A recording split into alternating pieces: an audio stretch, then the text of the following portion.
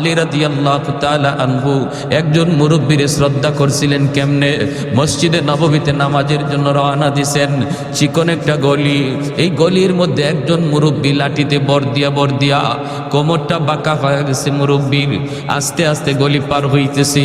হযরত আলী মনে মনে ভাবেন, আমি যদি আমার মায়ার নবীকে নামাজের প্রথম রাকাতেই পাইতে হয় তাহলে আমার একটু দ্রুত যাওয়া লাগবে, আর দ্রুত গেলে মুরব্বীকে একটু ধাক্কা দিতে হয়। চাচা আমার একটু সাইড দেন, একটু সাইড দেন, এইভাবে চাপ দিয়ে যাইতে হয়। হযরত আলী কয়, না, মুরব্বী হওয়ার কারণে আমার আল্লাহর কাছে বড় দামি। আল্লাহ যারে সম্মান দেয় আমিও তারে সম্মান দিব। লাগলে আমার এক রাকাত নামাজ ছুটে যাবে। মায়ার নবী মসজিদের নববীতে নামাজে দাঁড়ায় গেছেন। আল্লাহ নবী রুকুতে চলে গেছেন। আলী তো ওই মুরব্বীর পিছনে পিছনে আস্তে আস্তে আসতেছেন। এই দিকে আমার মায়ার নবী রুকুতে গেলেন। রুকুতে যাওয়া মাত্রই রুকু থেকে মাথা উঠানোর আগেই আল্লাহ জিব্রাইলে আমিনকে পাঠিয়ে দিলেন। জিব্রাইলে আমিন এসে বলতেছে, ইয়া রাসূলুল্লাহ, ইয়া হাবিবাল্লাহ, ওগো নবী মাথা উঠায়েন না, গো নবী মাথা উঠায়েন না, রুকু থেকে মাথা উঠাবেন না, কারণ আপনার আলী এখনো রাস্তায় নামাজে শরীক হতে পারে নাই। আল্লাহ নবী অবাক হয়ে গেলেন, রুকুতে ঘটনা কি? আলী নামাজে শরীক হইতো পারছে না বিদায় নবীর রুকু আল্লাহ লম্বা করতে কয়। এইবার মায়ার নবী দয়ার নবী তিনি তো রুকু লম্বা করতেছেন, আর জিব্রাইল আমিন কয়, নবী গো আমি যখন আপনাকে বলবো তখন মাথা উঠাবেন। নবী তো লম্বা রুকু শুরু করে দিলেন। সাহাবাই কেরামও পিছনে পিছনে তারা লম্বা রুকু করতেছেন। এইভাবেই রুকু চলছে লম্বা রুকু। হঠাৎ করে জিব্রাইল আমিন ডাক দিয়ে কয়, মায়ের নবী গো এইবার মাথা উঠান, আপনার আলী নামাজে শরীক হয়ে গেছে। একটু জোরে কোন সুবহানাল্লাহ। হায়দার তেরা নাম সে ইসলাম রখেগা, हैदार तेरा नाम से इस्लाम रखेगा, दुनिया की शजाअत में तेरा नाम रहेगा, दुनिया की शजाअत में तेरा नाम रहेगा, उस्मान तेरा नाम से इस्लाम रहेगा, दुनिया की सखावत में तेरा नाम रहेगा। আল্লাহ নবী রহমতের নবী নামাজ শেষ কইরা মিম্বরে বসে ডাক দিলেন, আলী এদিকে আসো। নবীজির মনের মধ্যে আলীর প্রতি একটু জিদ জন্মেছে। আলী কেন আজকে নামাজে আসতে দেরি করলো, আর আমার এবার রুকুতে এত লম্বা সময় কেন দিতে হলো? নবী ডাক দিয়া বলতেছেন, আলী রে আজকে নামাজে আসতে কেন তুমি দেরি করলা? হযরত আলী কয়, কই গো নবী বেশি দেরি তো হয় নাই, আমি তো আপনাকে রুকুতে পাইছি। রুকুতে পাইছো? কেমনে পাইছো, হুশ আছে? বলি, ইয়া রাসূলুল্লাহ আমি তো আপনার রুকুতে পাইছি। নবী কয়, আলী তোমার রুকু পাওয়ানোর জন্য আল্লাহ আমারে রুকুতে হ্যাং করে রাখছে। তোমার রুকু পাওয়ানোর জন্য আল্লাহ আমারে রুকুতে আটকায় রাখছে। জিব্রাইল আমিন আইসা আমার কানে কানে কয়, নবী গো মাথা তুলবেন না, আলীরে রুকু পাইতে দেন। হযরত আলী রাদিয়াল্লাহু তাআলা আনহু অবাক হয়ে গেলেন, ইয়া রাসূলুল্লাহ এত বড় ঘটনা ঘটছে, আমি নবী গো আমি তো জানি না। আল্লাহ নবী বলে, জানতে হবে না, আগে বলো রাস্তায় কি হয়েছে একটু কও। এইবার হযরত আলী কয়, নবী গো আমি তো নির্ধারিত সময় বের হয়েছি জামাত ধরার জন্য, কিন্তু চিকন গলিটার ভিতরে একজন মুরব্বী, এই মুরব্বী মানুষের সম্মান করতে যায় আমার একটু দেরি হয়ে গেছে। আল্লাহর নবীর চোখ থেকে দর দর করে পানি পড়ে। নবী কান্দে আর কয়, আলী রে দেখ সাদা দাড়ি সাদা চুল, দুর্বল মুরব্বী মানুষকে সম্মান করলে আল্লাহ কত সম্মান তোমার বাড়ায়া দিছে। যেই দুনিয়াতে মুরব্বীকে সম্মান করবে আল্লাহ তারেও মুরব্বী বয়সে সম্মানী বানায় দিবে। হঠাৎ করে নবী ডাক দিলেন, এ রাখাল এদিকে একটু আসো। বেলাল আওয়াজটা পাইলেন গর্তের ভিতর থেকে, কে যেন রাখাল কই ডাক দিল। বেলাল সামনের দিকে আগে আল্লাহ নবীর চেহারা দেখা নবীর চেহারার দিকে বেলাল তাকায় রইছেন। আল্লাহর নবী তখন বলতেছেন, এরে রাখাল তোমার কাছে কোনো ছাগলের উলানে দুধ আসেনি? আমার পানির তৃষ্ণা লাগছে, ক্ষুধাও লাগছে, একটু দুধ খাওয়াবানি। বেলালে হাফসি বলে, মুসাফির কে আপনি চিনি না, কিন্তু আমি আপনাকে আপনি যা চাইছেন তা খাওয়াইতাম। আমার ছাগলের কোনো উলানে তো দুধ নাই, আমি কেমন করে আপনার দুধ পান করাবো? আমার কোনো ছাগলের উলানেই তো দুধ নাই, কেমন করে আমি আপনার উপকার করব? দ্বীনের নবী, মায়ার নবী তখন বলতেছেন, রে রাখাল, যে কোনো একটা ছাগল তুমি আমার কাছে নিয়ে আসো, ছাগলটা তুমি আমার কাছে নিয়ে আসো। ছাগল আনা হলো তোমার কাম, উলানে হাত দেওয়া আমি নবীর কাম, আর দুধ পৌঁছে দেওয়া আমার আল্লাহর কাম। আর একটু জোরে সুবহানাল্লাহ। বেলাল অবাক হয়ে গেলেন, অবাক অবাক, কয় কি মুসাফির, একটা মরা ধরা ছাগল, জীর্ণ শীর্ণ একটা ছাগল আল্লাহর নবীর কাছে হাজির করলেন। উলানে দুধের কোনো বংশ নাই। দ্বীনের নবী, মায়ের নবী, তার বরকতি হাত মোবারক নবী যখন যেই মাত্র উলানের মধ্যে লাগাইলেন, সাথে সাথে আমার নবীর বরকতি হাত যেখানে লাগি ওই জায়গায় বরকত পৌঁছায় দেয় কে? আরেকটু জোরে বলেন কে? নবীজি যেই মাত্র হাত মোবারক লাগায় দিলেন, সাথে সাথে উলানটা দুধে ভরপুর হয়ে গেল। আল্লাহর নবী দুধ দহন করলেন, পাত্রে নিলেন, নবী নিজে খাইলেন, আবু বকর সিদ্দিক খাইলেন, বেলালকে নবী খাওয়াইলেন। বেলাল শুধু তাকায় তাকায় আমার মায়ার নবীর চেহারার দিকে তাকায়। জীবনে কত মানুষ দেখলাম, কিন্তু এত সুন্দর মানুষ আমি বেলাল জীবনে দেখি না। কে সেই মহামানব? কি তার পরিচয়? বেলাল এতটাই নবীর এই মুজিজা দেখা, যে বকরিতে দুধের কোনো বংশ নাই, কোনো বাচ্চা নাই, কাচ্চা নাই, এই বকরিতে দুধ আসলো কেমনে? আর ইনি কে? কি তার পরিচয়? এতটুকু কথা বেলাল এদিন আর জিজ্ঞেস করলেন না। বেলাল হাবশি তিনি বকরিগুলা লইয়া চলে গেলেন। মাথার মধ্যে শুধু এক চিন্তা, গেলেন বাড়িতে, মালিকের বাড়িতে, বাড়িতে মা বকরিগুলি রাখলেন। রাতের বেলা গেলে বেলাল ঘুমাবে, ঘুম তো আসে না, ঘুম তো আসে না। কি দেখলাম, কারে দেখলাম, তিনি কে? কি হলো? কে সেই মহামানব? আমার ভাইরা, বন্ধুরা, যুবক, বেলাল হাবশি যেই মাত্র আল্লাহর নবীর চিন্তায় তিনি চিন্তিত, চিন্তায় তিনি চিন্তিত। হায়, আমি কাকে দেখলাম, কি তার পরিচয়, আমি কেন তারে জিজ্ঞেস করলাম না? কি আপনার নাম? কে আপনি? কোত্থেকে এসেছেন?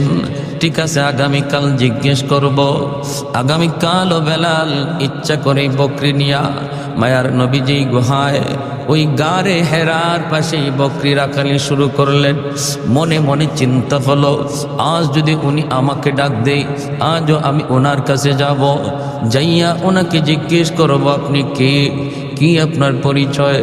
দ্বিতীয় দিন বেলাল গেলেন, কিন্তু মায়ার নবী তারে ডাকও দিলেন, নবীজির কাছেও গেলেন।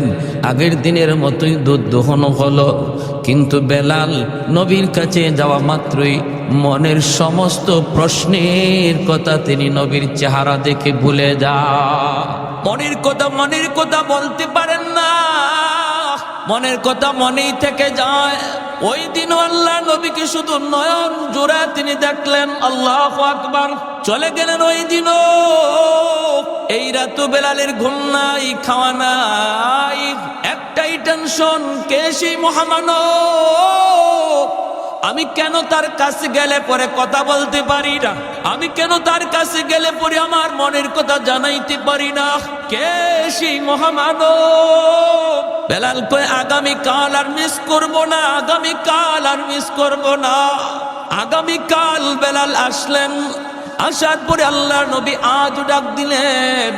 ডাক দিয়ে মায়ার নবী জিজ্ঞেস করেন, রাখাল, 3 দিন তুমি এই জায়গায় আসতেছো, ও রাখাল বলো না তুমি কার বকরি রাখালি করো? কি তোমার নাম?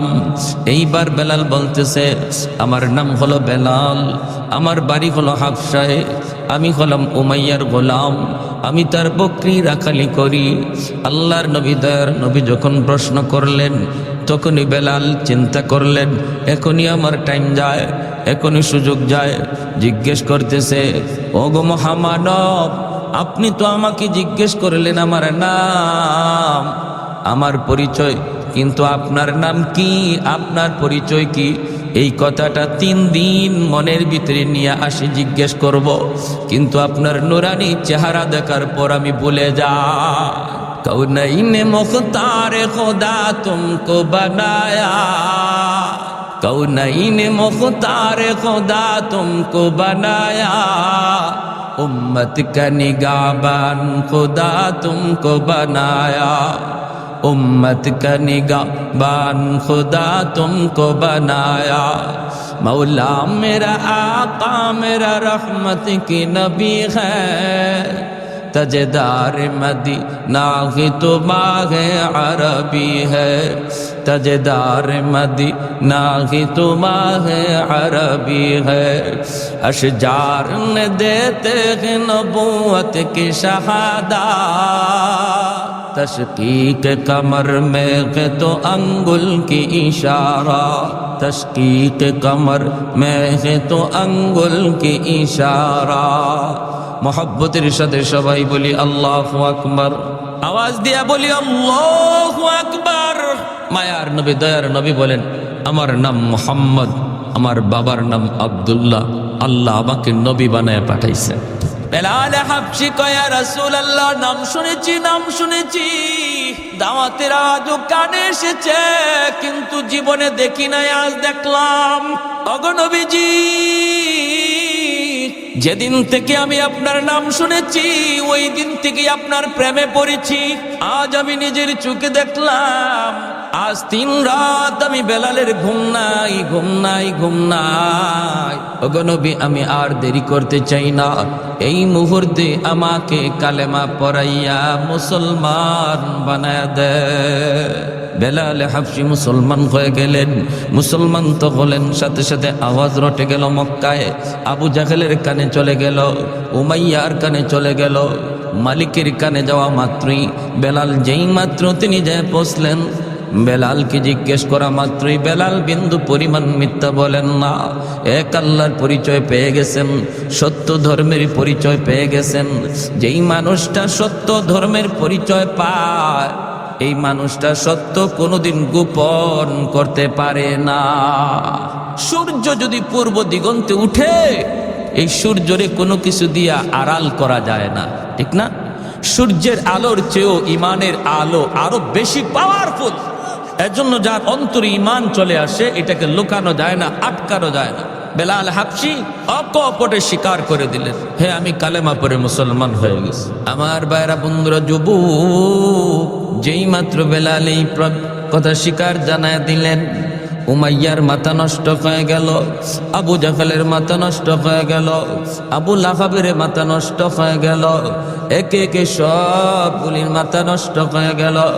উমাইয়া ডাক দিয়ে কয়, বেলাল, যদি তুমি জান বাঁচাইতে চাও, দ্রুত মুহাম্মদের ধর্ম ত্যাগ করো, আমাদের দেবদেবীর ধর্ম তুমি গ্রহণ করো। বেলাল কয়, যেই আল্লাহর নাম আমি জবান দিয়া একবার নিয়েছি, কোনদিন এই জবান দিয়া মূর্তির নাম বের করা যাবে না। আহাদ আহাদ জবান দিয়া শুধু বের হয়, আল্লাহ আল্লাহর জিকির জবান দিয়া বের হয়। দিনের বেলা নির্যাতন, রাতের বেলা নির্যাতন, সর্বদিক দিয়ে বেলালের উপর নির্যাতন শুরু হয়ে গেল। মালিকও পিটায়, উশৃঙ্খল যুবকগুলিও পিটায়, রাতের বেলাও পিটায়, দিনের বেলাও পিটায়।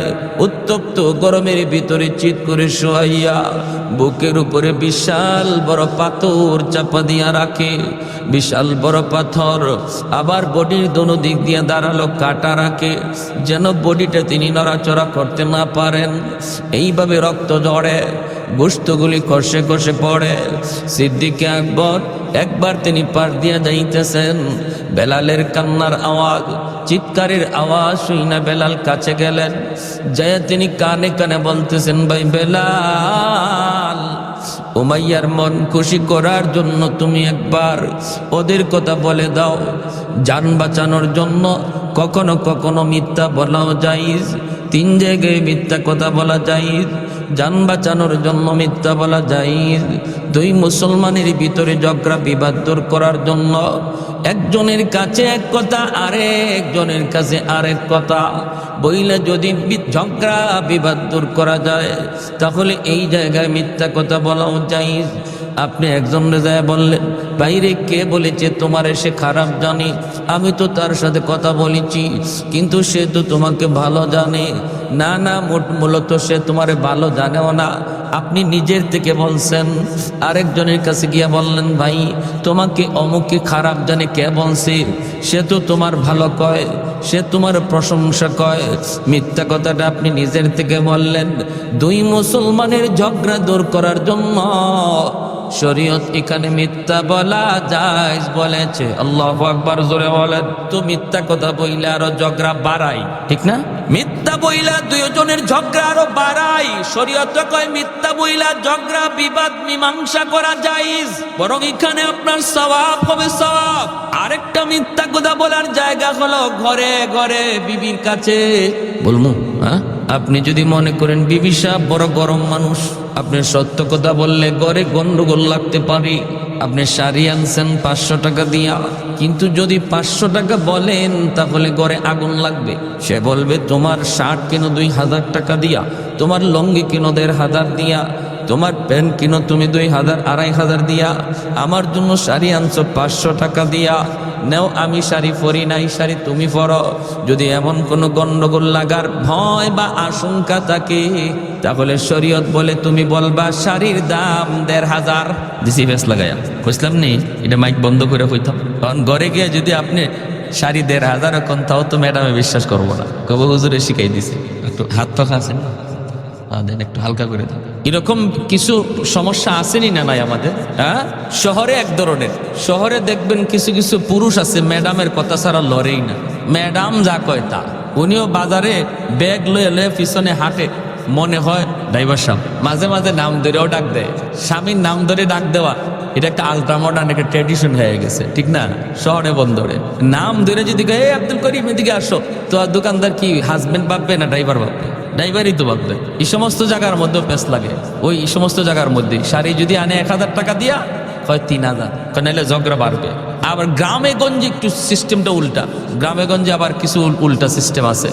গ্রামে গঞ্জে কিছু কিছু স্বামী আছে, মাশাল্লাহ, স্বামী না যেন জল্লাদ। স্ত্রী যে বিবি সাপ ভয় পায়, কঠিন ভয় পায়।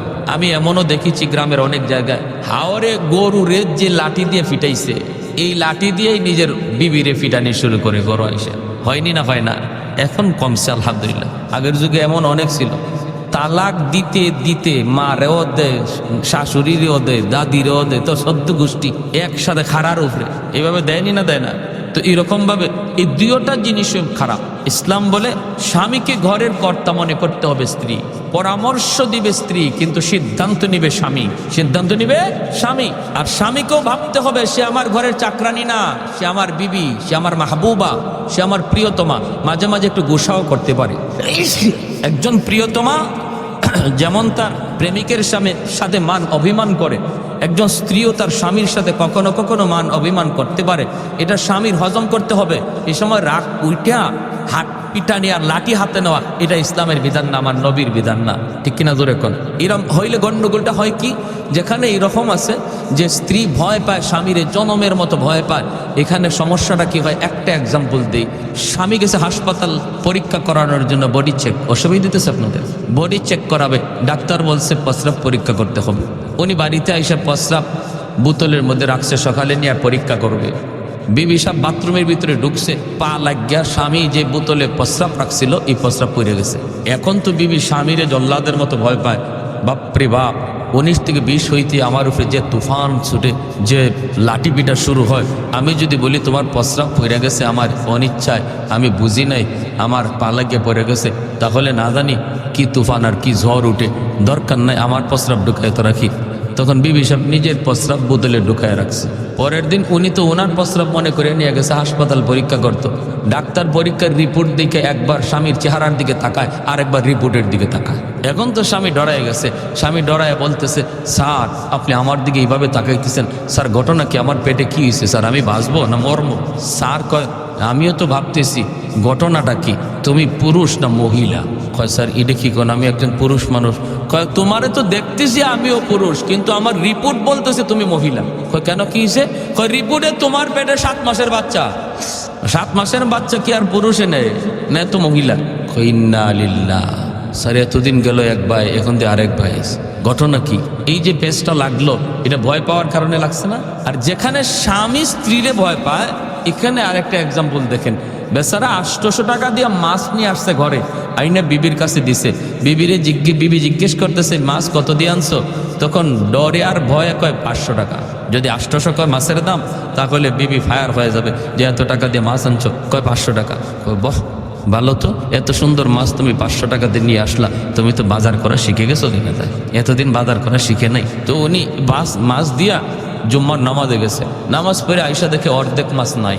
কয় অর্ধেক গেল কই? কয় পাশের বাড়ির ভাবি আসছিল, ভাই নাকি আজকে মাছ আনে নেই। তো ভাবি বলতেছে, তোমাদের এত মাছ? ভাবি আমাদের তো আজকে মাছ নাই, অর্ধেকটা মাছ আমাকে দিয়ে দাও না।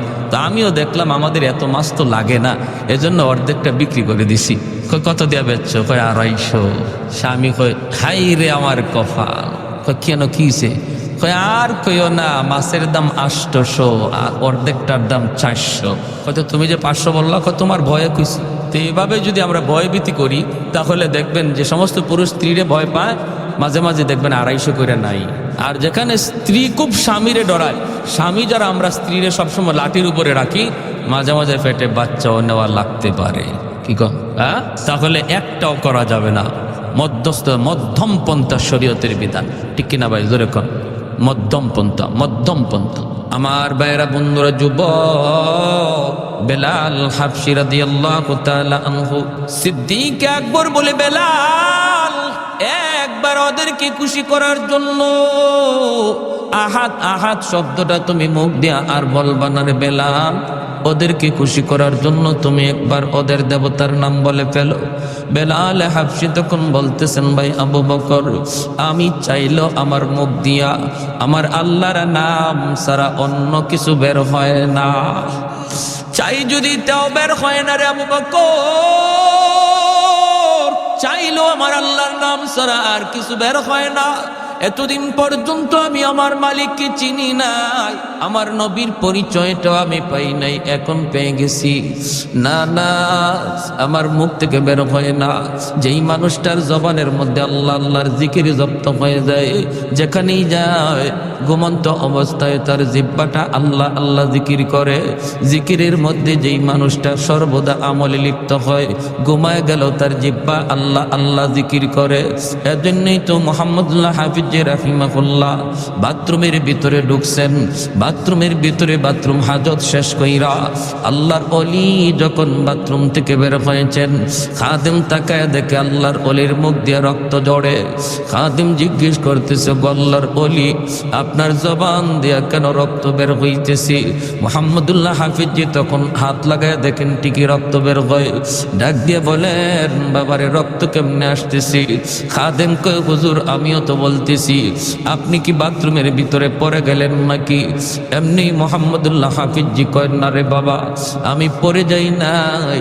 বাথরুমের ভিতরে যাবার পরেও দেখি আমার জিহ্বা আল্লাহ আল্লাহ জিকির করে। আমি আমার জিহ্বারে বারবার বলতেছিলাম, জিহ্বারে এখানে আল্লাহ আল্লাহ জিকির করার জায়গা না, এটা নাপাক জায়গা, এটা বাথরুম, এখানে আল্লাহ আল্লাহ জিকির করা যায় না। জিহ্বারে আমি বুঝাইতে চেষ্টা করি, আমার জিহ্বা বুঝ মানে না। এরপরও জিহ্বা লাফায় লাফায় আল্লাহ আল্লাহ জিকির করে। এজন্য আমি দাঁত দিয়া জিহ্বারে কামড় দিয়া ধরছি, দাঁত দিয়া জিহ্বারে কামড় দিয়া ধরছি। জিহ্বা কেটে গেছে, রক্ত বের হয়েছে।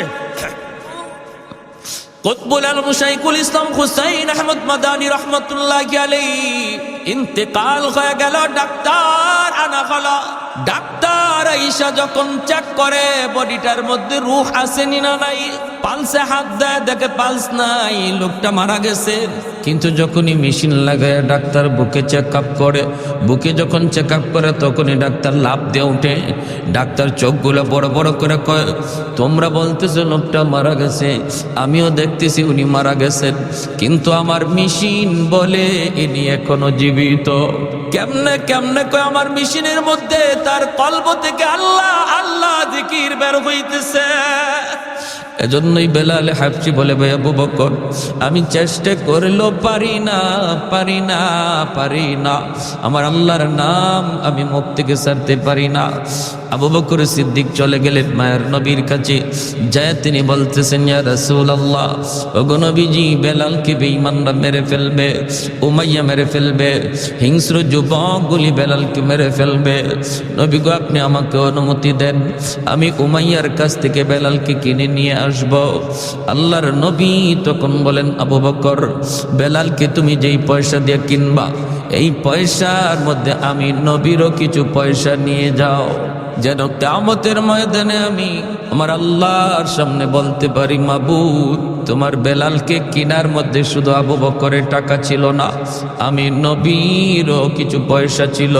এরে আবু বকর, জানো না, জানো না আমার বেলালের দাম আমার আল্লাহর কাছে কি পরিমাণ। এত দামি হয়ে গেলেন বেলাল, এত দামি হয়ে গেলেন ঈমান আমলের কারণে। আর আবু জাহেলের ঈমান না থাকার কারণে দামি মানুষটা এত নিকৃষ্ট হয়ে গেল, আর কম দামি মানুষটা ঈমান আমলের কারণে এত দামি হয়ে গেল। আমার নবী মদিনার মসজিদের ইমাম, নবীর পিছনে ইকামত দেয় বেলাল হাবশি, আল্লাহু আকবার। মদিনার মায়ার নবী, দয়ার নবীর পার্সোনাল সেক্রেটারি হয়ে গেলেন বেলাল, মায়ার নবীর পিএস হয়ে গেলেন বেলাল।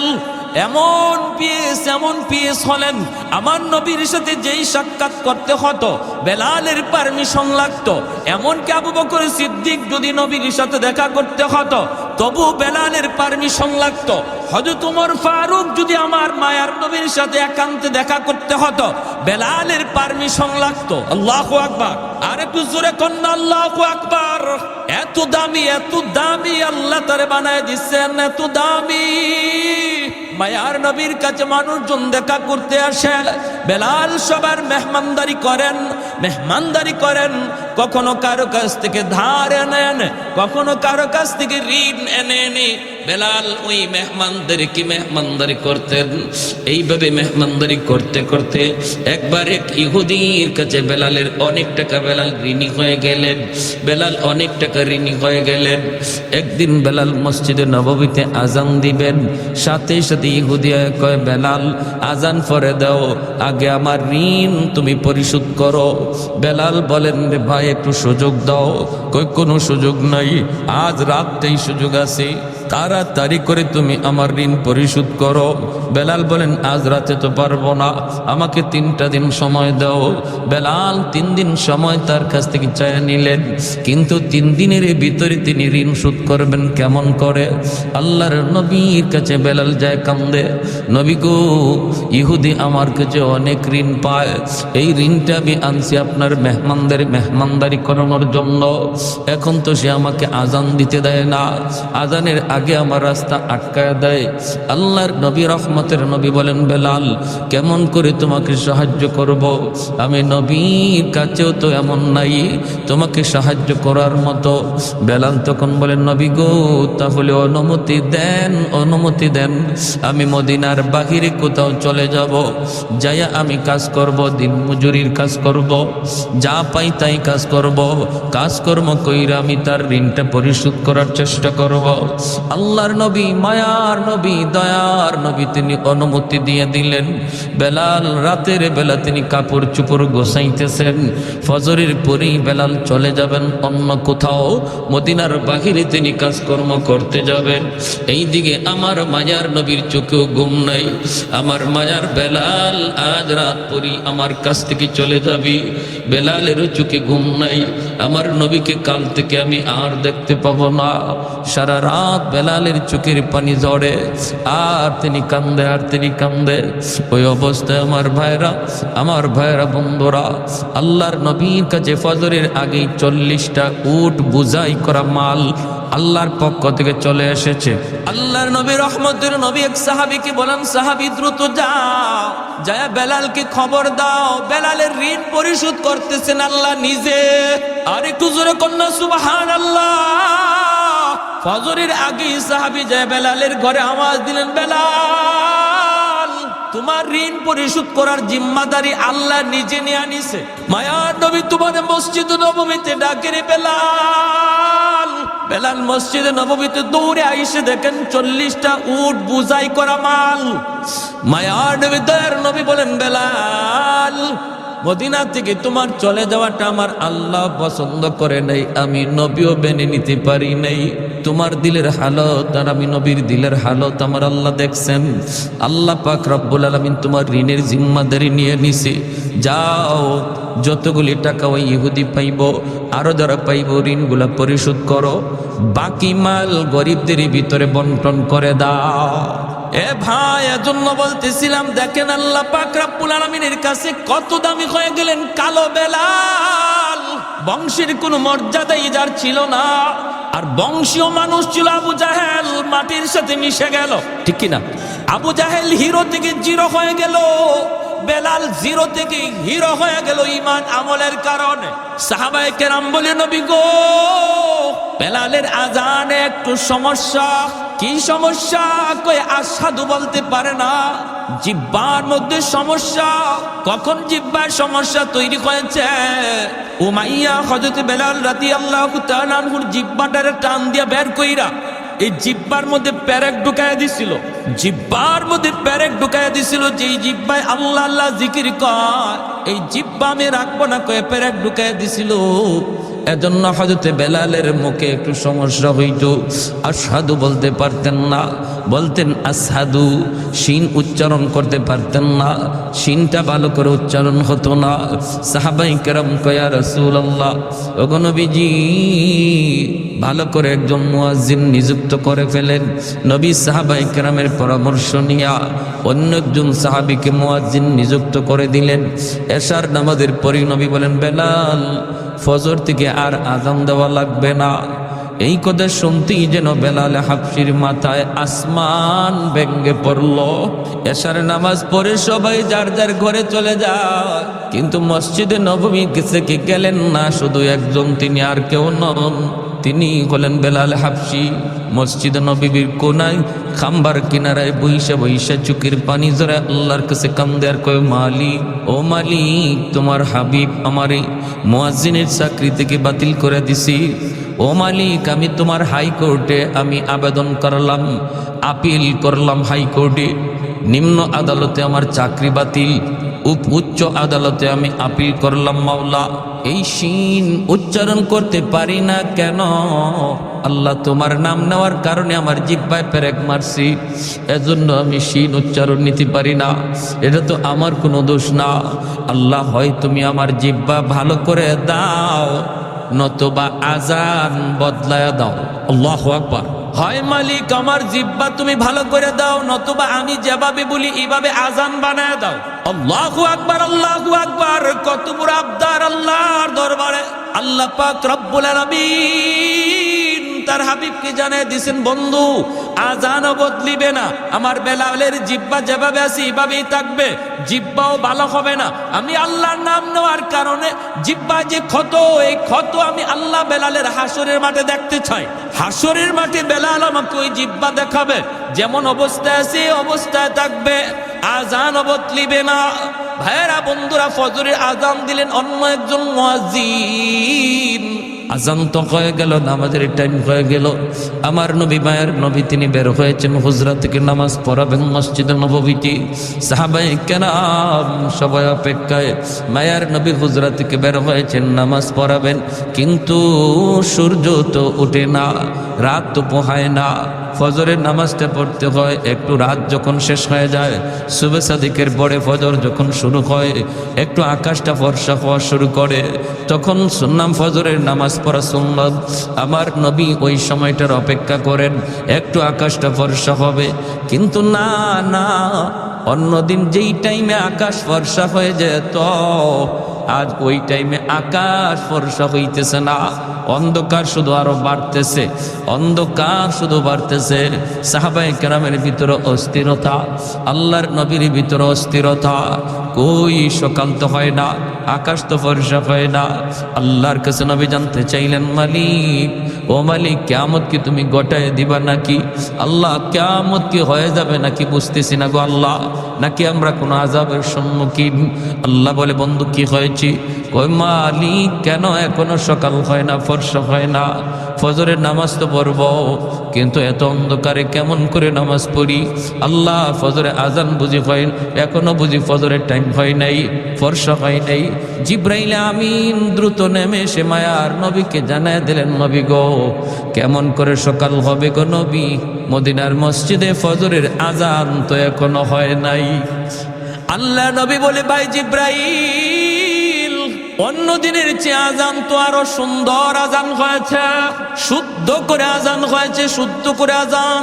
জিব্রাইল আমিন কই, নবী গো, জানি না, তবে অন্য দিনের আজান আমরা আসমানের ফেরেশতারাও শুনতে পাইতাম, শুধু আমরা না, আরশের মালিক আরশে বৈশা শুনতেন।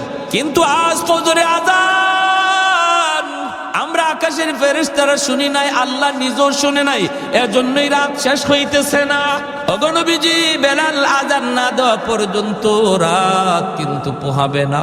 ভাইয়ার নবী, দয়ার নবী কই, বেলাল, আমার আল্লাহর কাছে এত দাবি হয়ে গেছে বেলাল, আমরা তো বুঝতে পারি নেই রে বেলাল, দ্রুত আজান দাও। বেলাল আজান দিলেন, রাত পোহালো, দিনের আভাস দেখা গেল। জোরে করুন সুবহানাল্লাহ। রমজান শরীফ, মায়ার নবী সেহরি খাইতেছেন। রমজানে সেহরি খাওয়া কি সুন্নত, ঠিক না? সেহরি খাওয়া সুন্নত। একটা খেজুর হইলেও একটা সেহরি খাবেন, সুন্নত আদায় হবে। তবে যদি কেউ সেহরি না খায়, রোজা হবে না তা না। সেহরি যদি কেউ ঘুমের তালে খাইতে না পারে, রোজা হবে। উনি যদি রোজা রাখতে চায়, রোজা রাখতে হবে। রোজা রাখতে চায় না, রোজা রাখতে হবে। সেহরি না খাইলেও রোজা রাখতে হবে, তবে সেহরি খাওয়াটা সুন্নত, বহুত বড় সুন্নত। এই সেহরির টাইমটা উম্মতে মুহাম্মদীর জন্য আল্লাহ পাক স্পেশাল একটা সুযোগ দিয়েছেন, যেটা আগের উম্মতের ছিল না, এমনকি ইসলামের শুরুতে ছিল না। মায়ার নবীর কাছে যখন রমজানের বিধান নাজিল হয়েছে, তখন রোজার সিস্টেম ছিল অন্যরকম। সিস্টেমটা কেমন ছিল? সিস্টেম ছিল সকাল থেকে নিয়ে সন্ধ্যা পর্যন্ত রোজা রাখবে, এরপরে ইফতার করার পরে যদি কেউ ঘুমায়া পড়ে, তাহলে আর খাওয়ার সুযোগ নাই। ঘুম থেকে উঠা রাত যদি থাকেও রাতে আর খাওয়ার সুযোগ নেই। ঘুমায় গেলেই তার ঘুম থেকে রোজা শুরু। এখন রাত 12টার সময় সে ঘুমাক, রাত 12টা থেকে তার রোজা শুরু হয়ে গেছে। একদম পরের দিন সেই ইফতার পর্যন্ত, মাগরিব পর্যন্ত রোজা রাখতে হবে। এটা ছিল ইসলামের প্রথম জমানার রোজার বিধান। এতে করে নবীর একজন সাহাবী হযরত কায়েস রাদিয়াল্লাহু তাআলা আনহু, পবিত্র কোরআনের সূরাতুল বাকারার মধ্যে আল্লাহ পাক এই আয়াত নাজিল করছেন নবীরই সাহাবীর ব্যাপারে। হযরত কায়েস রাদিয়াল্লাহু তাআলা আনহু, ইনি একজন দিনমজুর ছিলেন, একজন কৃষক ছিলেন। সারাদিন জমিতে, সে মরুভূমিতে কামকাজ করেন, রোজা রাখা কামকাজ করছেন। ইফতারের সময় আসছেন, আয়েশা তিনি বিবিরে বলতেছেন, বিবি গো, সারাদিন কাম করছি, খুব ক্লান্ত, কিছু আছে ইফতারি কিছু আছে? ইনি বলে, আমি আপনার কাছে আনতেছি, ইফতারি রেডি নাই, রেডি করে আনতেছি, আপনি একটু ধৈর্য ধরেন। কইতেই সারাদিনের ক্লান্ত মানুষ তো, একটু খালি হেলান দিছেন, আর হেলান দিতেই ঘুম চলে আসছে। বলুন তো দেখি, ঘুমাইলে পরে আর খাওয়ার সুযোগ আছে? কথাটা বুঝছেন? উনি ঘুমায় গেছেন, ক্লান্ত মানুষ তো। দেখবেন রিক্সাওয়ালা মানুষ রমজান মাসে রিক্সা চালায় হঠাৎ করে একটা গাছের নিচে যখন ক্লান্ত হইয়া মাথাটাকে হাতটারে বালিশ বানায় যখন খালি শোয়, নাক ডাকায় ঘুমাইতে শুরু করে, ঠিক না? ঘুমায় যায়। তো উনি ঘুমায় গেছে। বিবি সাহেব আসছে, আইসেই যখন দেখে বিবি স্বামী ঘুমায় গেছে, ইন্না লিল্লাহি ওয়া ইন্না ইলাইহি রাজিউন, তখন উনি ঘুম থেকে লাফ দিয়ে উঠছে। দুজন হাত পা সেইরা একদম অসহায় হয়ে দাঁড়ায় দিয়েছে। বিবি সাহেব কাঁদতেছে, স্বামী গো, এখন তুমি কেমনে রোজা রাখবা? রোজা তো রাখবাই, তো রোজা রাখতে গেলে এখন অবস্থাটা কি হবে? সারাদিন গেছে, তুমি কিছু খাও নাই, এখন ইফতার করবা, একটু দেরি হইতে তুমি ঘুমায় গেলা, ঘুমাইছো তো, এখন আর তোমার খাওয়ার সুযোগ নেই, এখন কেমনে কি করবা? এনে না খাইয়া এই রাত থেকেই রোজা রাখা শুরু হয়েছে। সারাদিন ক্ষুধার্ত, তৃষ্ণার্ত, আবার সারা রাত গেল না খাওয়ায়। পরের দিনও রোজা শুরু হয়ে গেছে। পরের দিন রোজা শুরু হয়েছে, যখন দুপুর হয়ে গেছে, তখনই উনি ওনার মাঠেই যেখানে কাজ করতেছে বেহুশ হয়ে পড়ে গেছেন। বিবি সাহেব আল্লাহর নবীর কাছে গিয়া বলতে, ইয়া রাসূলুল্লাহ, আমার স্বামীর এই অবস্থা। আল্লাহর নবী, রহমতের নবী, আল্লাহর কাছে আবদার করলেন, মালিক, আমার উম্মতের জন্য বিধানটা কঠিন হয়ে গেছে, আল্লাহ একটু আসান করো। সাথে সাথে আল্লাহ পাক জিব্রাইল আমিন মারফতে কোরআনের আয়াত নাজিল করে ওই সাহাবীর দিকে লক্ষ্য করে আল্লাহ জানাই দিলেন, বন্ধু আজ থেকে তোমার উম্মতের বিধান আমি আসান করে দিলাম। ঘুমাইলে আর রোজা শুরু হয়ে যাবে এমন না, সারা রাত সেহরি পর্যন্ত সে খাইতে পারবে। এখন ঘুমাক আর উঠো, খাওয়ার টাইম সারা রাত। তাহলে নবীজির সাহাবীরাও উম্মতির জন্য রহমত, ঠিক না? একজন সাহাবীর কারণে আমরা রোজার বিধানটা আসান পাইছি, আর নাইলে কিন্তু আমাদেরও এইরকমই হইতো। ঘুমাই খালি একটু ঘুমাইবেন, শেষ, আর খাওয়ার সুযোগ নেই, রোজা শুরু হয়ে যেত। এই সাহাবীর ঘটনার পরে রোজার বিধানটারে আল্লাহ আমাদের জন্য সহজ করে বলেন, সকাল থেকে নিয়ে মাগরিব পর্যন্ত, ইফতার পর্যন্ত তোমরা রোজা রাখবা, খাইবা না, পানি পান করবা না।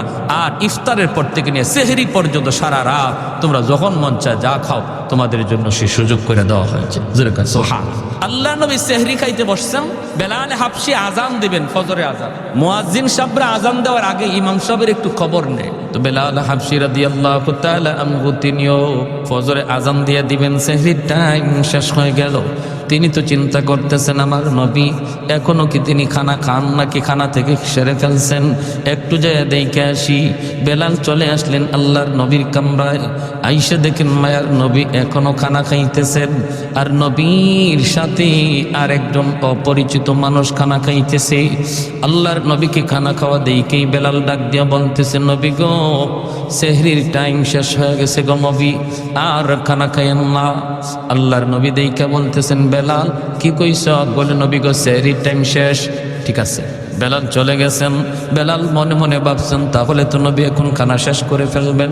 বেলাল চলে গেছেন, চলে যাওয়ার পর একটু পরে আজান দিবেন, আসছেন কই দেখি গে নবী এখনো খানা খায়া শেষ করছেন নি। আয়া দেখেন নবী এখনো তিনি খানা খাইতেছেন। বেলাল ডাক দিয়া বলে, ইয়া রাসূলুল্লাহ সেহরির টাইম শেষ, খানা খায়েন না। নবী কয় ঠিক আছে। বেলাল আবার চলে গেলেন, যাইয়া একটু পরে আজান দেওয়ার আগেই ভাবতেছেন যে দেখি দেখি এখনো নবী খানা খায়া শেষ করছেন নি। আইসা দেখেন মায়ার নবী এখনো খানা খাইতেছেন। এইবার হযরত বেলাল বলি, ইয়া রাসূলুল্লাহ খোদার কসম ওগো নবী সেহরির টাইম শেষ। যেই মাত্র বেলাল কয় খোদার কসম সেহরির টাইম শেষ, তখনই মায়ার নবী কয় কি তাড়াতাড়ি গোসল, সেহরির টাইম শেষ। বেলাল কসম খেয়ে ফেলছে, সেহরির টাইম শেষ। নবী যা ছিল সাথে সাথে হাত থেকে ফালাই দিচ্ছেন। দুজন অপরিচিত একজন মানুষ নবীর সাথে খানা খাইতে বসছেন। সেই অপরিচিত মানুষ আর কেউ নন, তিনি হলেন জিব্রাইল আমিন, ফেরেশতাদের সরদার জিব্রাইল আমিন মায়ার নবীর সাথে সেহরি খাইতেছেন। ওই অবস্থায় দুজনে খানা বন্ধ করে দিলেন। এরপরে নবী ফজরের নামাজ পড়ালেন। নামাজ পড়ে নবী মিম্বরে বসলেন। বৈশাই নবী ডাক দিলেন, বেলাল কাছে আসো। কাছে আইনা বলেন, বেলাল প্রথমবার যখন তুমি বলছো নবী গো সেহরির টাইম শেষ, কিন্তু জিব্রাইল আমারে বলতেছেন নবী গো সেহরির টাইম আরো আছে, খান। সুবহানাল্লাহ কইতেন না? তুমি বলছো সেহরির টাইম শেষ, জিব্রাইল আমারে কয় না আছে টাইম, খান। দ্বিতীয়বার যখন তুমি বলছো সেহরির টাইম শেষ, তখনও জিব্রাইল বলেন না গো নবী আরো আছে, খান। তৃতীয়বার তুমি যখন বলছো সেহরির টাইম শেষ, তখনও টাইম ছিল, কিন্তু যখনই তুমি কসম করে ফেলছো, কসম খোদার সেহরির টাইম শেষ, তখন আল্লাহ পাক রব্বুল আলামিন কে জিব্রাইল যদিও সেহরির টাইম শেষ ছিল, কিন্তু আমার বেলাল কসম খায় ফেলছে। আমার বেলালের দাম আমি আল্লাহর কাছে কি পরিমাণ জানো না? আমার বেলালের কসমের ইজ্জত রক্ষায় আমি আল্লাহ টাইম থাকলেও অফ করে দিলাম। আর একটু জোরে কন্যা সুবহানাল্লাহ। ছিল টাইম, আরো ছিল, খাওয়ার সুযোগ ছিল, কিন্তু বেলালের কসমের ইজ্জত রক্ষায় আল্লাহ টাইমটারে অফ করে দিয়েছেন। জোরে কোন সুবহানাল্লাহ। আহাদুন লাইসা কামিসলি সামাদুন লাইসা কাফাদলি লিমানিল মুলকু তুগু ই তো সাজাওয়ার খুদাই তো খুদা ওয়ান্দায়াবি নি তো খুদা ওয়ান্দায়াসারি تو خدا وند زمینی تو خدا وند سمائی تو رحیمی تو کریمی تو سمیعی تو بصیری تو معزی تو مذلی تو ملک العرش بجائی একটু জোরে করুন আল্লাহু আকবার। এজন্য বলি রে যুবক, যৌবন কালটা হলো আল্লাহর ওলি হওয়ার বয়স। বেলাল হাবশি যৌবনেই তিনি আল্লাহরে খুশি করে ফেলছেন, যৌবন কালেই তিনি জিরো থেকে হিরো হয়েছেন। যৌবনকালে তিনি ছিলেন গোলাম, গোলাম থেকে মায়ার নবীর পার্সোনাল সেক্রেটারি হয়েছেন। যৌবনকালে বেলাল মসজিদে নববীর মুয়াজ্জিন হয়েছেন। আল্লাহু আকবার জোরে কর। তোমার যৌবনকালটা হলো আল্লাহকে খুশি করার বয়স, কারণ যৌবনে যখন যুবক আল্লাহর গোলামি করে, যৌবনকালে যুবককে যখন মসজিদে পাওয়া যায়, একজন যুবককে যৌবনে যখন রোজা রাখতে দেখা যায়, যৌবনকালে যখন বাপ মার সেবা করতে পাওয়া যায়, যৌবনকালে যখন মুরব্বীদের শ্রদ্ধা করতে দেখা যায়, যৌবনকালে যখন আল্লাহর ভয় অন্তরে পাওয়া যায়, গান বাজনার আয়োজন করে না, করে তো করে ওয়াজ মাহফিলের আয়োজন করে, ওই যুবক যৌবনে ওলির খাতায় নাম উঠায় নেয়। লা ওয়ারাকাল কাফি, মায়ের নবী বলেন যার গুনাহ করার সুযোগ ছিল, সামর্থ্য ছিল, এরপর আল্লাহর ভয়ে যে যুবক গুনাহ করে না, সুযোগ ছিল রাতের অন্ধকারে জিনা ব্যভিচার করার, সুযোগ ছিল দরজা বন্ধ কইরা খানা খাইয়া মানুষের সামনে রোজাদার সাজার, সুযোগ ছিল দরজা বন্ধ করে পানি পান কইরা মানুষের সামনে রোজাদার সাজার, এরপরও যেই যুবক যৌবনে আল্লাহরে ডরাইয়া মানুষের চোখে ফাঁকি দিলেও আল্লাহর চোখে ফাঁকি দেওয়া যায় না, এই বিশ্বাস অন্তরে নিয়ে যেই যুবক সর্বদা আল্লাহর ভয় অন্তরে রেখে চলছি, মায়ার নবী দয়ার নবী বলেন ওই যুবকের কলিজার দিকে তাকাইয়া আল্লাহ পাক আসমান জমিন এখনো টিকায়া রাখছি, নতুবা জমিন প্রতিনিয়ত আল্লাহর কাছে আবদার করে মালিক আর কত আমি গুনাহগারের পায়ের আওয়াজ শুনবো, আর কত আমি সুদখোরের পাঁচতলা বিল্ডিং এর লোড নিব, আর কত আমি ঘুষখোরের 10তলা বিল্ডিং এর লোড নিব। আলা কুল্লা ইয়াউমিন ওয়াল আরদু ইস্তাজিলু রাব্বাহু আবতালিউ ইবনা আদম ফি কারি, মালিক অনুমতি দাও, অনুমতি দাও, এই ফরিদপুরের গুনাহগারগুলির আমি জমিনের ভিতরে গিলে ফেলি, আমি সুদখোরের 5তলা বিল্ডিংটা গিলে ফেলি, তুরস্কের জমিন 5তলা 10তলা বিল্ডিং গিলে ফেলেছে, সিরিয়ার জমিন 50,000 মানুষ গিলে ফেলেছে। আল্লাহ পাক বলে হাদিসে কুদসি, আল্লাহ পাক বলে শুধু তুরস্ক আর সিরিয়ার জমিন নয়, বাংলার জমিন, ফরিদপুরের জমিন, সিলেটের জমিন, সর্বকালের সর্বযুগের সর্ব জায়গার জমিন আল্লাহর কাছে আবদার করে মালিক আর কত আমি গুনাহগারের পায়ের আওয়াজ শুনবো। আসবিরু ইলা মাতা আসবিরু, ধৈর্য ধরব তো আর কতকাল ধৈর্য ধরব। আল্লাহ বলেন ওয়াল বাহরা ইস্তাজিলু রাব্বাহু, সাগর মহাসাগর গুলো এমন প্রতিনিয়ত আবদার করে ও মালিক আমি কক্সবাজার সমুদ্র সৈকত, ওই কক্সবাজার সমুদ্র সৈকতের পারে আইসা নাফরমান কত গুনাহ করে, আমি সমুদ্র আর কত দেখব, আর কত আমি গুনাহগারের গুনাহ দেখব গো মালিক, আমার পারে আইসা তোমার কত গোলাম আমার দিকে তাকায় সুবহানাল্লাহর জিকির করে, তোমার কুদরত নিয়ে ভাবে, কিন্তু কত নাফরমান সাগরের পারে আইসা গুনার আয়োজন করে। ও মালিক এই গুনাহগারগুলি জমিনে নাপাক করে ফেলেছে, আমাকে অনুমতি দাও আমি পানি নাপাক জমিন পাক বানায় দিই। আল্লাহ পাক রব্বুল আলামিন বলে চুপ কর, এ জমিন থাম থাম, আমি আল্লাহ দেখতেছি এই জমিনে কেমন অন্যায় হয়, আমি আল্লাহ দেখতেছি এই জমিনে কেমন অন্যায় হয়, কেমন অপরাধ হয়, কেমন গুনাহ হয়, কেমন জুলুম হয়, এরপরও আমি কেন ধরি না জানো নি? কারণ এই মানুষকে আমি আল্লাহ বড় আদর করে বানাইছি, এই মানুষকে আমি আল্লাহ বড় আদর করে বানাইছি। আসমান আল্লাহ বানাইছেন কুন ফায়াকুন বইলা, জমিন আল্লাহ বানাইছেন কুন ফায়াকুন বইলা, ফেরেশতা আল্লাহ বানাইছেন কুন ফায়াকুন বইলা, কিন্তু আমারে আপনারে আল্লাহ পাক কোন ফায়াকুন বইলা বানায় নাই। আমারে আপনারে যখন আল্লাহ বানাইছে, আল্লাহ বলে খালাকতু বিয়াদাইয়া, আমি আল্লাহ আমার নিজের হাত দিয়া বান্দা বান্দিরে বানাইছি। কারণ এই চেহারার মধ্যে এত দামি কপাল, এই কপাল দিয়া বান্দা আমার কুদরতি কদমে সেজদা দিবে, এই কপালটার এত দাম, এই কপাল ফেরেশতাদের হাতে বানাইলে হয় না, এই কপাল কোন ফায়াকুন বললো হয় না, আমি আল্লাহ নিজের হাতে বানাইছি। এই জমিনের মধ্যে এখনো এমন 4টা শ্রেণী আছে, লাউলা মাশাইখু রুক্কা ওয়াশ শাবাবু খুশা ওয়াল আতফালু রুদ্দা ওয়াল আনআমু রুদ্দা। আল্লাহ বলে এখনো জমিনের ভিতরে এমন আমার কিছু বান্দা বান্দি আছে, চুল দাড়ি তার সাদা হয়ে গেছে, কোমরে তার ব্যথা, হাঁটুতে তার ব্যথা, আমি আল্লাহর কদমে সেজদা দিতে তার কষ্ট হয়, এরপরও কষ্ট করে করে আমি আল্লাহকে সেজদা দেয়। তার সেজদার দিকে তাকাইলে জমিনের প্রতি আমি আল্লাহর মায়া লেগে যায়। ওয়াশাবাবু খুশা, আল্লাহ বলে 2 নম্বর কোন জমিনে এমন কিছু যুবক যৌবনের পাগলামি করে না, গুনার আয়োজন করে না। না, যৌবনে তার মাথায় টুপি পাওয়া যায়, যৌবনে তার মুখে দাড়ি দেখা যায়, যৌবনে তার মসজিদে পাওয়া যায়, যৌবনে তার রমজানে রোজা রাখতে দেখা যায়, যৌবনে মুরব্বিদের শ্রদ্ধা করতে পাওয়া যায়, যৌবনে আলেমদেরকে তাজিম করতে দেখা যায়। ওই যুবকের কলিজার দিকে যখন আমি আল্লাহ তাকাই, তখন এই গুনাহগার জমিনের প্রতি আমি আল্লাহর মায়া লেগে যায়। এজন্য বলি যুবক, যৌবন কালটারে অনেক মূল্যায়ন করো। যত আল্লাহর ওলি হইছেন এই জমিনে সবাই ওলি হইছেন যৌবনকালে, যৌবনকালেই সবাই অলির খাতায় নাম লেখাইছেন।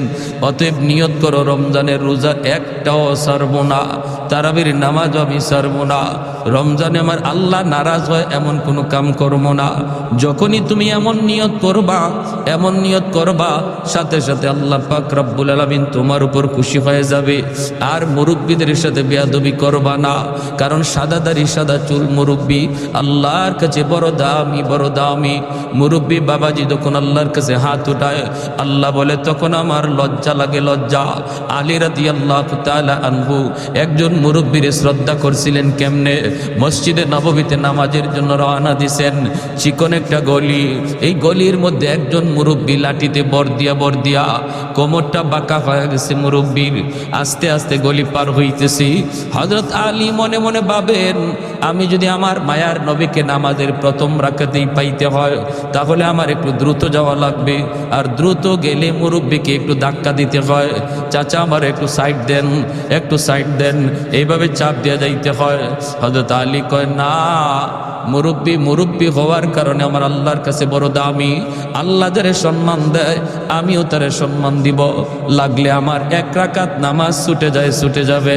মায়ার নবী মসজিদের নববীতে নামাজে দাঁড়ায় গেছেন, আল্লাহর নবী রুকুতে চলে গেছেন, আলী তো ওই মুরব্বীর পিছনে আস্তে আস্তে আসতেছেন।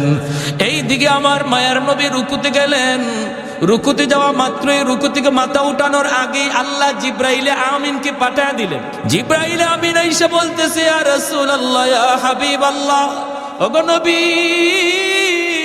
মাথা উঠায়েন না, গো নবী মাথা উঠায়েন না, রুকু থেকে মাথা উঠাবেন না, কারণ আপনার আলী এখনো রাস্তায় নামাজে শরীক হতে পারে নাই।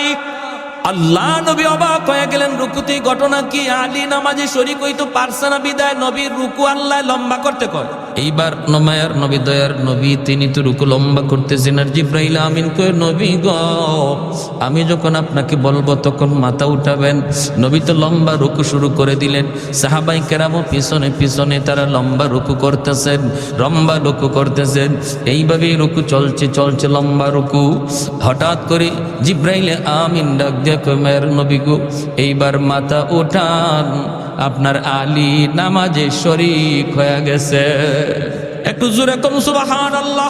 হায়দার তেরা নাম সে ইসলাম রখেগা, हैदार तेरा नाम से इस्लाम रखेगा, दुनिया की शजाअत में तेरा नाम रहेगा, दुनिया की शजाअत में तेरा नाम रहेगा, उस्मान तेरा नाम से इस्लाम रहेगा, दुनिया की सखावत में तेरा नाम रहेगा।